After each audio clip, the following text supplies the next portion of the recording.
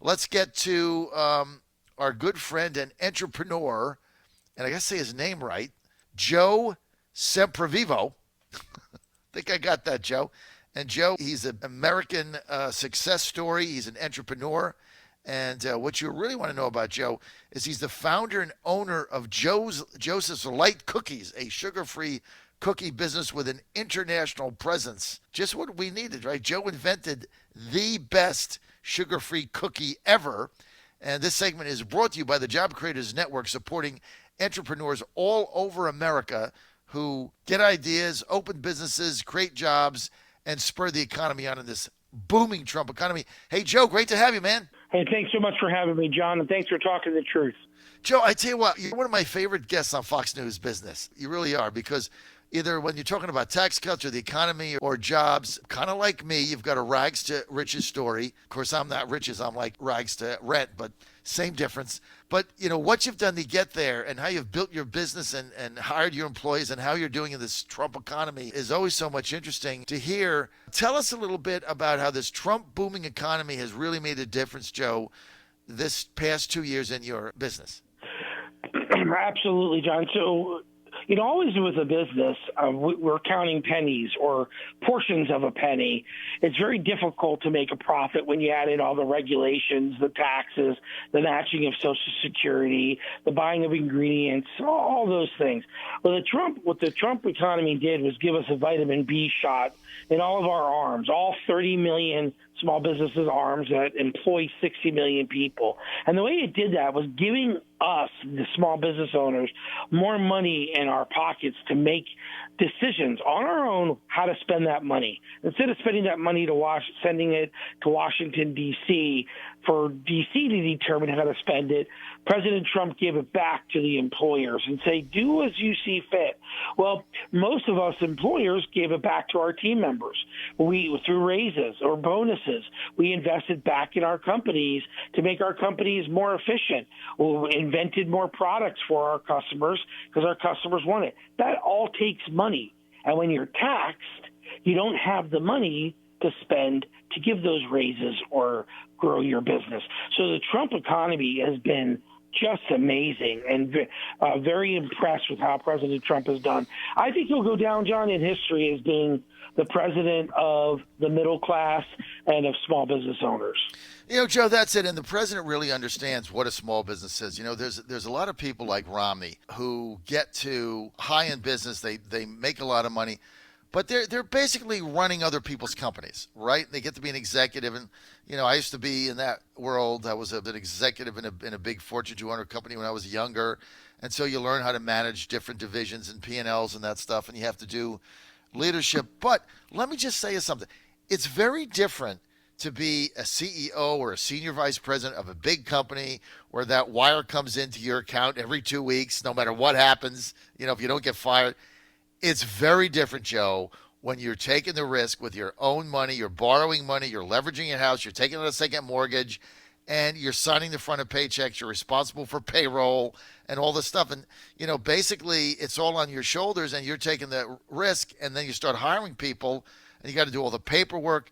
I mean, when you're CEO of a big company, you get a big salary, you get all the benefits, you get all your travel is paid, you get all the perks, you get stock, and then you got a big staff. You own your own company. You don't have any of that, Joe, right? I mean, it's very different, but that's really what drives the jobs, right? Oh, it's day and night, and I don't fault the CEOs of large corporations, but the perspective of a small business owner, an entrepreneur. I mean, you take your stressors at home. There is no light switch when you leave. Oh, I'll just turn off all my stress. You're thinking about how am I going to get the next dollar to pay my team member on Friday? That's right. For biweekly payroll, or you're worried about all the different things. You're worried about your utility bills because it takes money away from marketing or something else for your company. So as a small business owner, you're constantly stressed. But one of my favorite stories, because we're not unique. I mean, we might have struggled and been poor before we started a business, but I hear this story from Guy Chemical. He started this company, took 7 loans on his house, 7 mortgages just to pay his bills, and so he could make payroll. settle. He had to keep on drawing down on his home equity. It just, I mean, you struggle. It's a constant struggle. And when you grow, the struggle grows.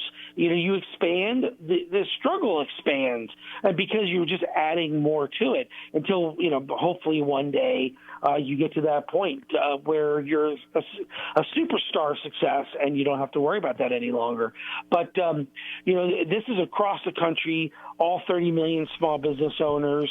I've met a lot of job creator members, network members, and all their stories. We've all been through the same. No money to get started, borrowed from friends and family, in debt, and struggled 7 days a week, and try to dig yourself out of the trench. But that sounds like the John Fredericks Radio Network, right? You just basically described it. I mean, people just don't realize. But small business growth is what drives jobs, because when small businesses start expanding and hiring people, there's so many things happen. They get people better jobs. A lot of people want to leave the big companies, go to a smaller company.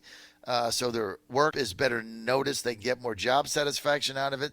But there's also a risk when you go to a smaller company, family-owned, because family-owned business is different than, a Fortune 500 company that's on the public stock exchange with, HR managers and everything else. Right. I remember one of the first people that we hired in a radio network.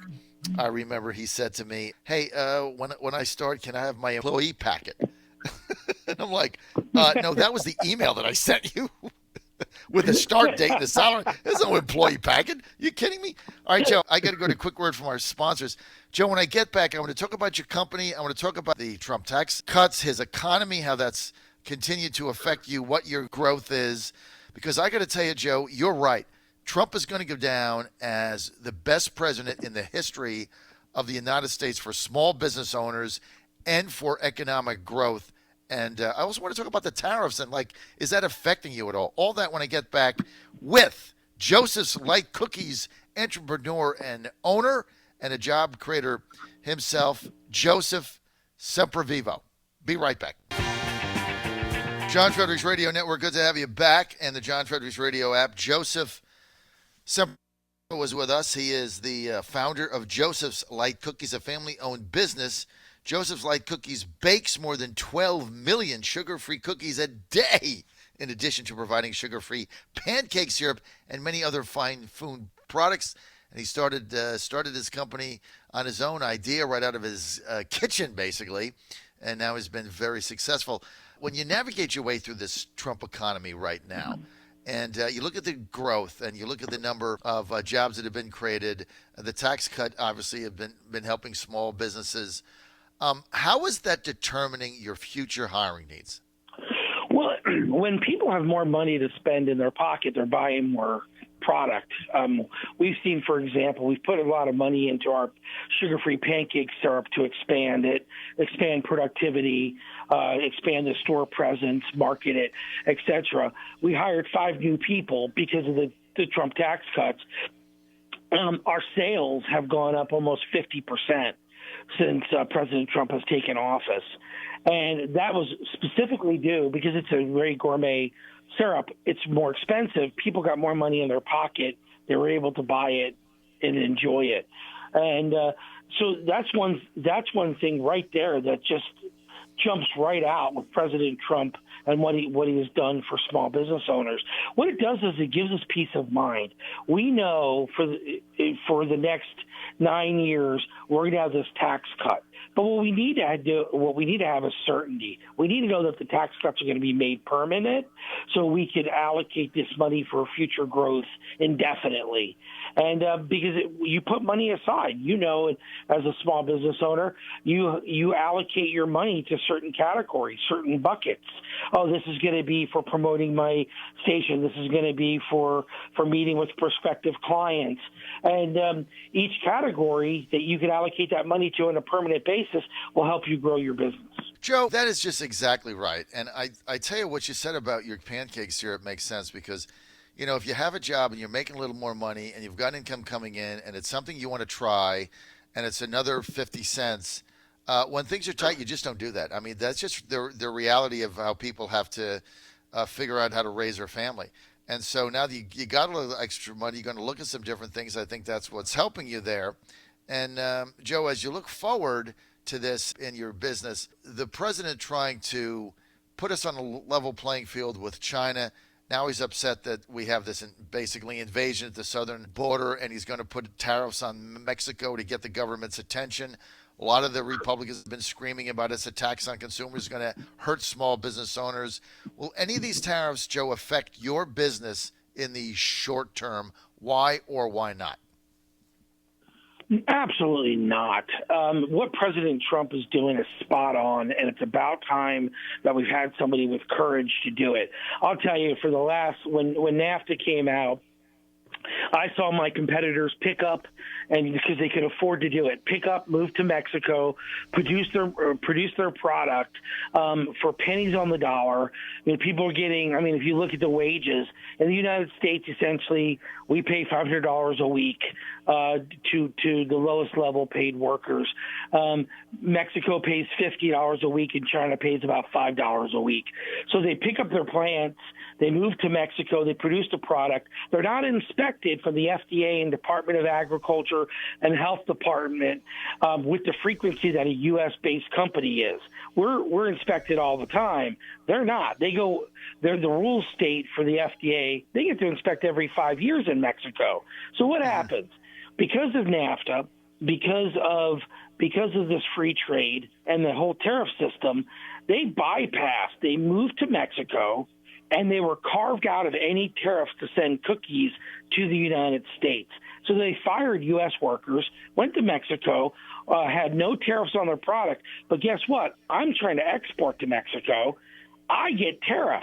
I've been getting tariffed for the last 20 years. But Mexican products that are cookies that are coming over to the United States aren't getting tariffed. It's not a level playing field. And all Trump is trying to do is let's level the playing field. Furthermore, we want people to buy U.S.-made goods because that employs U.S. people. And if manufacturers start coming back to the United States, then more U.S.-based manufacturers can support those fellow manufacturers, thus creating even more jobs. You want minimum wage increases like what Bernie Sanders did going to the Walmart shareholder meeting? Well, let's create a maximum wage, as Job Creators Network says. Let's get everybody employed, and let's employers fight over those employees with higher wages and more benefits. That's how you solve the problem.